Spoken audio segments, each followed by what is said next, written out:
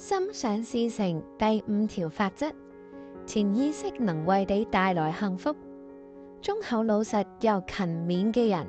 喺社會上唔一定會出人頭地，因為佢唔會善用潛意識。請睇睇你嘅周圍，有好多忠厚老實體貼別人嘅人，但佢哋唔一定過得幸福，反而有一啲投機取巧嘅人卻過得唔錯。我知道有一位值得敬仰嘅人，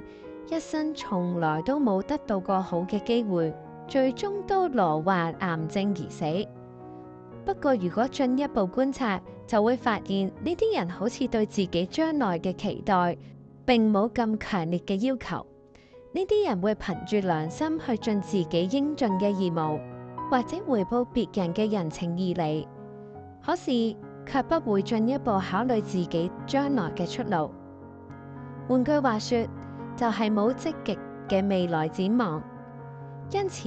佢腦中所諗嘅都係向某某人借嘅嗰筆錢要點樣清還先好呢？或者回想起某次違背義理嘅事情，當時嘅尷尬場面真係令我顏面掃地啊！呢啲人嘅潛意識因為冇判斷能力，只會依照顯意識來實現期望，所以喺別人眼中光明正大嘅人，往往會遭遇到好多不幸嘅事。相反，好多自私嘅人往往可以捉住到命運，過住富裕嘅生活，因為呢種人對自己嘅將來有一幅比較明朗嘅藍圖，所以即使沒有判斷力，但無所不能嘅潛意識卻會幫助他實現。一個人嘅幸福只會靠道德方面嘅努力係唔夠嘅，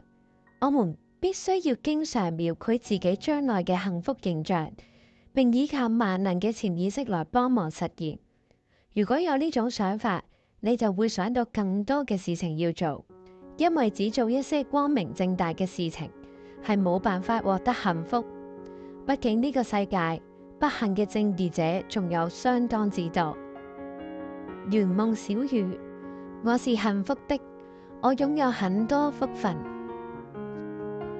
如果你聽完呢條法則有任何心想事成嘅事件發生，記得返嚟留言俾我，仲有 like 同 share 俾大家。